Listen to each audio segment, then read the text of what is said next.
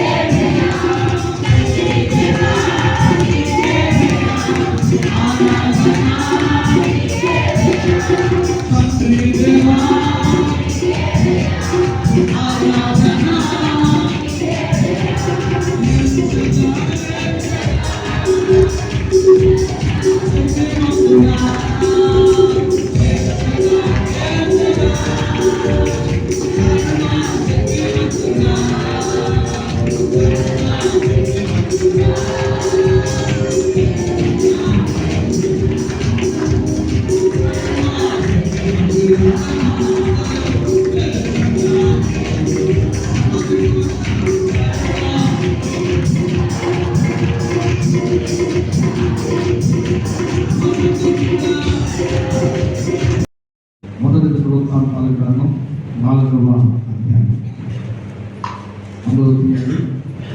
9-10 వచనాలు నేను చెప్పినట్లుగా మీరు అందరూ చెప్పవలసిందిగా నేను దయచేసి మనం చేస్తున్నాను. అందరూ చెప్పండి.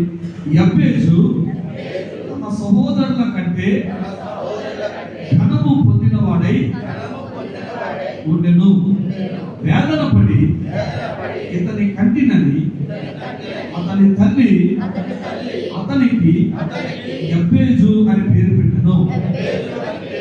యబ్బేజు ఇశ్రాయేలీయుల దేవుని గురించి మొరపెట్టి నీవు నన్ను నిశ్చయముగా ఆశీర్వదించి నా సరిహద్దును విశాలపరిచి నీ చెయ్యి నాకు తోడుగా ఉండ దయచేసి నాకు కీడు రాకుండా దానిలో నుండి నన్ను తప్పించుము అని ప్రార్థింపగా దేవుడు అతడు మనవి చేసిన దానిని అతనికి దయచేసెను. అందరూ 2 చేతులు పైకి కలిగి చెప్తాం. ఇంకా గట్టిగా శ్రావ్యంగా ఒక లయలో మూడోసారి అందరూ చేతులు గట్టిగా. ఈ పేరు ఏంటి? మన స్థుతులు కేవలం పెదవుల మీద నుంచి కాదు, ఎక్కడి నుంచి రావాలి? నాభిలో వచ్చి, హృదయ లోతుల్లో వచ్చి వస్తే అది వినసొప్పుగా ఉంటుంది. ఏంటి? హృదయం లోతుల నుంచి వచ్చేటటువంటి ఆ స్థుతిని దేవుడు స్వీకరించడానికి ఇష్టపడతాడు. బిడ్డలారా చాలా సంతోషం. ఒక చిన్న మాట మీకు జ్ఞాపకం చేసి ఆ ప్రార్థనలోని మిమ్మల్ని తీసుకెళ్ళాలని నేను ఆశపడుతూ ఉన్నాను. ఈ మొదటి దినవృత్తాంతాలు 3వ అధ్యాయం, అదేవిధంగా 2వ అధ్యాయం, అదేవిధంగా 1వ అధ్యాయం.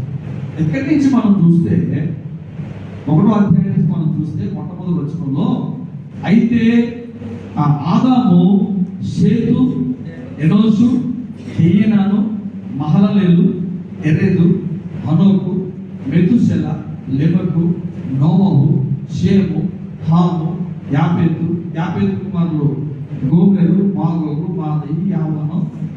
అన్నవారు, మెషకు, తీరసు అన్నవారు.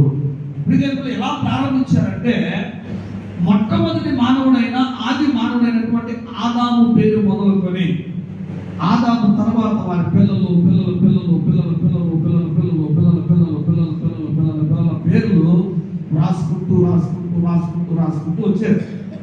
ఏంటి ఈ మొదటి దినవృత్తాంతాలు ప్రారంభం నుంచి. అయితే 4వ అధ్యాయం వచ్చినా కూడా ఆ చిట్ట ఆగలేదు. ఇది ఎన్నో అధ్యాయం? 4వ అధ్యాయం వచ్చినా కూడా ఆ చిట్ట కొనసాగుతుంది. 5వ అధ్యాయంలో కూడా ఆ చిట్ట కొనసాగుతుంటుంది. 6వ అధ్యాయంలో కూడా కొనసాగుతుంది.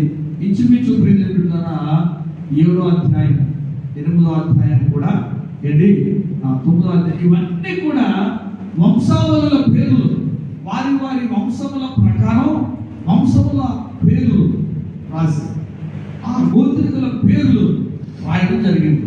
అయితే ప్రభువును పిల్లలు గమనించండి, అందరి గురించి జస్ట్ వారి పేర్లు మాత్రమే ఇక్కడ మెన్షన్ చేస్తే, ఏంటి వారి పేర్లు మాత్రమే జస్ట్ ప్రస్తావనలో తీసుకొస్తే, దినవృత్తాంతాలు మొదటి దినవృత్తాంతం 4వ అధ్యాయం ఇంచుమించు ఆ 9వ వచనం వచ్చేసరికి ఎబ్బేజు గురించి రాయబడింది.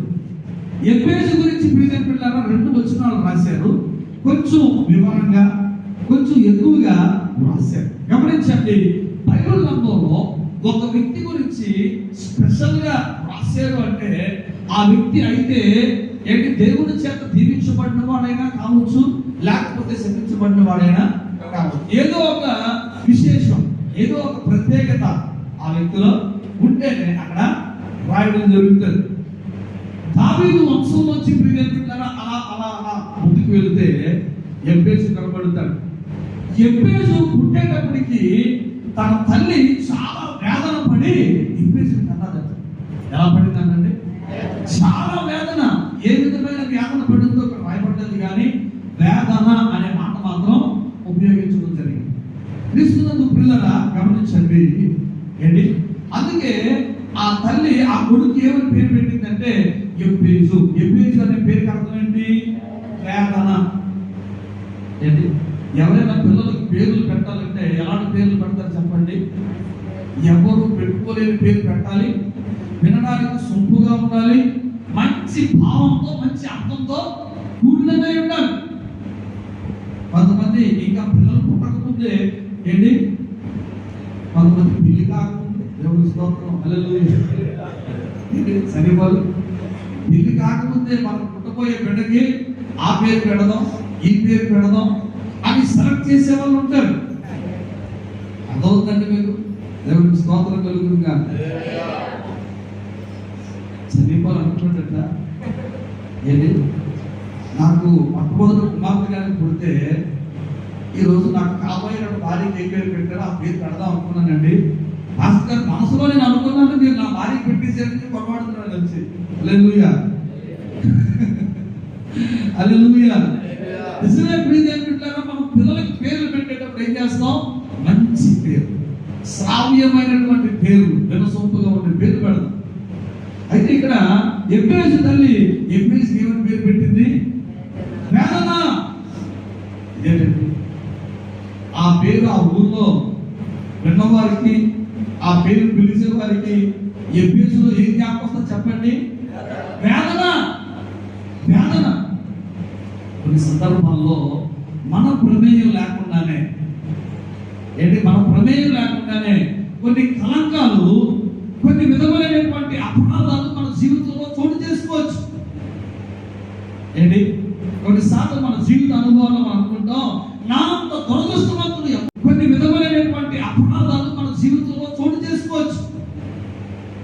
ఏంటి, కొన్నిసార్లు మన జీవిత అనుభవాలు మనం అనుకుంటాం, నా అంత దురదృష్టవంతులు ఎప్పుడూ లేరండి, నేను బంగారం పట్టుకుని మట్టి అయిపోతుందండి, నేను ఎక్కడ అడుగు పెడితే అక్కడ నాశనమేనండి, నేను ఏది ఆశపడినా నా జీవితం అది దొరకదండి. నేను ప్రపంచంలోనే వన్ ఆఫ్ ది అన్లక్కీయెస్ట్ ఫెలో, నేను ఒక దురదృష్టమైనటువంటి వ్యక్తిని. పిల్లారా, ఇక్కడ ఎబ్బేజు తను పుట్టేటప్పుడు ఏంటి, పసికంతో తనకి ఏం తెలుస్తుంది? కానీ పుట్టగానే ఒక నింద, జన్మించగానే ఒక అపార్థం తన మీద మోపబడింది. కారణం ఏంటో తెలుసు? వేదన. తన తల్లి వేదన గురైంది. కొంతమంది ప్రియతలు పుట్టగానే ఏంటి కొన్ని రకాలైనటువంటి నిందలకు గురవుతూ ఉంటారు. ఆడు పుట్టాడండి ఇంట్లో అప్పులు పాలైపోయాడు, అంతవరకు ఆస్తి పరులమే, అంతవరకు స్థితిమంతులమే, అంతవరకు చక్కగా జరిగిందండి. ఆ అబ్బాయి పుట్టుతో మొత్తం పోయింది. ఆ అమ్మాయి పుట్టింది, తమ తల్లిని మింగేసిందండి. పుట్టగానే ఆ బిడ్డ ఏమైనా తప్పు చేసిందా? ఆ బిడ్డ ఏమైనా చంపేసిందా? ఆ బిడ్డ ఆ అప్పులకి కారణమా? కానీ ప్రియరా, కొంతమంది బిడ్డలు పుట్టుకతోనే నిందలు అవమానాలు భరిస్తూ పెరుగుతూ ఉంటారు. మీలో బహుశా చాలా సందర్భాల్లో ఏంటి ఏంటి మీ పుట్టుకను ప్రస్తావిస్తూ, మీ జన్మను ప్రస్తావిస్తూ ఏంటి నీ ముఖం చూడడానికి అసహ్యం, నీ ముఖం చూస్తేనే దురదృష్టం, నీ ముఖం చూస్తేనే శని, నీ పుట్టుకే దరిద్రం ఏంటి అని ఒకవేళ ఎవరైనా నిందించేవారు ఉన్నారా? ఏంటి అపహాస్యం చేసేవాళ్ళు ఉన్నారా? ఏంటి మనుషులు నిందిస్తున్న నిందను బట్టి దుఃఖపడుతున్నావా, బాధపడుతున్నావా? ఎబ్బేజు జీవితంలో కూడా తన పేరే వేదన. ఏంటండి తన పేరే కొత్తగా ఎవరైనా తన పేరున్నారనుకోండి, ఏంటి ఈ మహాగణుడు ఏం చేసి పుట్టాడు, ఏ ముహూర్తంలో పుట్టాడు ఏంటి అని చెప్పి ప్రియుల బిడ్డలారా ఒకసారి ఆలోచన చేస్తారు. వేదన పుట్టాడంటే ఆ తల్లిని అనుమానం పెట్టాడు, వీడు పుట్టడంలోనే పుట్టడంతోనే ఎన్ని విధ్వంసాలు జరిగాయో, ఎన్ని అనర్థాలు జరిగాయో, ఎన్ని ఉపద్రవాలు సంభవించాయో, ఎన్ని కష్టాలు, ఎన్ని బాధలు ఆ కుటుంబం ఎదుర్కొందో అని ఒకసారి ఆలోచన చేసి అందరూ నెగిటివ్ గానే ఎంపీసీ గురించి అనుకుంటూ ఉండేవారు. ఈ ఉదయకాల సమయంలో ఒకవేళ ఇక్కడ కూడి చేరిన వారిలో ఎంపీసీ లాగా వేదనతో ఉన్నారా, దుఃఖంతో ఉన్నారా, బాధలో ఉన్నారా, సమస్యలో ఉన్నారా? ఏంటి మీకు ఉన్నటువంటి నెగిటివ్ ఆ టెస్టిమోనీ, ఆ వ్యతిరేకమైనటువంటి సాక్ష్యాన్ని బట్టి ఏంటి ఒకవేళ తలదించుకునే స్థితిలో ఉన్నారా, సిగ్గుపడే స్థితిలో ఉన్నారా, ఏంటి బాధలో నలుగుతున్నారా? అయితే ఎబ్బేజు పేరులో వేదన ఉంది, పుట్టుకలో వేదన ఉంది. కొంతకాలం వేదన అనేది ఎబ్బేజు జీవితంలో ఏంటి తనతో పాటు ప్రయాణం చేసింది. కానీ అద్భుతం చెప్పమంటారా, ఆశ్చర్యకరమైన విషయం చెప్పమంటారా? క్రీస్తునందు పిల్లరా, ఎబ్బేజట తన సహోదరులందరికంటే ఏమైనట్టండి ఘనము పొందిన వాడై, దేవునికి స్తోత్రం కలుగును గాక. ఏంటి అదే కదా ఫస్ట్ ఎబ్బేజు గురించి ప్రస్తావన వచ్చినప్పటికీ ఏమని రాశాడు? ఘనము పొందిన వాడై. ఏం పొందిన వాడై? తొమ్మిదో ఎబ్బేజు తన సహోదరులందరికంటే ఘనము పొందిన వాడై ఉండెను. ఎవరికంటే? సహోదరు, తన తోడ పుట్టిన వారు ఎవరైతే ఉన్నారో ఏంటి తనకి సహోదరులు, అన్నదమ్ములుగా, పెద్ద కూతురులో, పెన్నమ్మ కూతురులో ఉంటారు కదా, దిగురు బంధువులు, దూరం బంధువులు చాలా ఉంటారా. ఈ సహోదరులు సహోదరుల మధ్య పరిస్థితి ఎలా తెలుసండి? దాంట్లో ఎవరో అన్నారు, శత్రువులు ఎక్కడి నుంచో కాదంట, మన మధ్యలోంచే మనకి దగ్గరలోనే పుడతారంట. హల్లెలూయా. కొన్ని సందర్భాల్లో సహోదరులే శత్రువులు అండి, అన్నదమ్ములే శత్రువులుగా మారిపోతారు. దగ్గరలాగా నేను చాలా మంది దగ్గర చూశాను. ఏమని మాట్లాడతారో తెలుసా అండి? మా అమ్మ మా నాన్న ఆ పెద్దవాళ్ళే బాగా చూశాను కానీ ఏంటి అది తెలియనోడు కాబట్టి అన్ని తెలుగుగా అన్ని చేసుకున్నాడు. ఏంటి నా వరకు వచ్చేటప్పటికి ఏమి మెడలేదంటే మొత్తం గుర్తు చేసేది. దేవుడికి స్తోత్రం కలుగునుగా.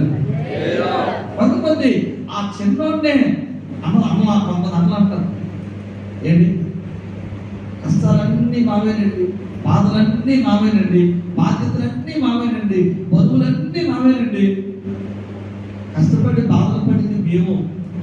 ఆడి టైం వచ్చేటప్పటికి భుజం మీద వాడు కాడి మోసే టైం వచ్చేటప్పటికి వాడికి అన్ని సులువులేనండి. కష్టపడిన మాకు అదే మాట అపనంగా నేను ఈ మధ్యకాలంలో బాధలు పెట్టుకున్నాడు కూడా అదే మాట అండి అని ఆస్తిని బట్టో ఏంటి కుటుంబపరమైన స్థితిగతులను బట్టో ఒక అన్న తమ్ముడికి వ్యతిరేకంగా తమ్ముడు వ్యతిరేకంగా మాట్లాడిన సందర్భాలు చాలా మంది దగ్గర విన్నానండి. కొన్నిసార్లు విన్న విషయం ఏంటంటే అన్నదమ్ములైనా మారిపోతారండి. పెళ్ళైన తర్వాత ఎవడైనా మారిపోతాడు.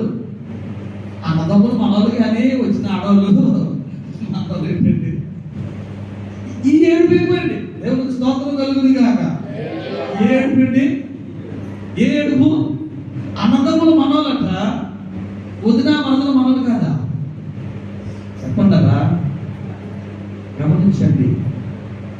పెళ్ళయిన తర్వాత ఒక ఆడబిడ్డని ఇంట్లోకి వస్తే భార్యగా వచ్చినా లేకపోతే వదినగా వచ్చినా మరదలుగా వచ్చినా ఒక ఆడబిడ్డ నీ ఇంటి ఆడబిడ్డే. హల్లెలూయా. నీ మనిషి నీ మనిషి నీ మనిషి అని నువ్వు నమ్మినప్పుడే ఏంటి ఆ మనిషి మీద అభిమానం, ఆప్యాయత, గౌరవం పెరుగుతుంది. అంతేగాని అన్న మనోడు వదిన పరాయిదాయి, తమ్ముడు మనోడు మరదలు పరాజాయి, వాళ్ళు వచ్చిన తర్వాత వీడు ఇలా మారిపోయాడు, వాళ్ళు వచ్చిన తర్వాత వీడు మనసు మార్చేశాడు అని అనుకో. నువ్వు అనేకుల చేత అపహాస్యం చేయబడే స్థితిలో ఉన్నానని, నా స్థితిని బట్టి నా పరిస్థితులను బట్టి తోలనాడే వారు ఎక్కువైపోయారు తండ్రి, అపహాస్యం చేసేవారు ఎక్కువైపోయారు తండ్రి.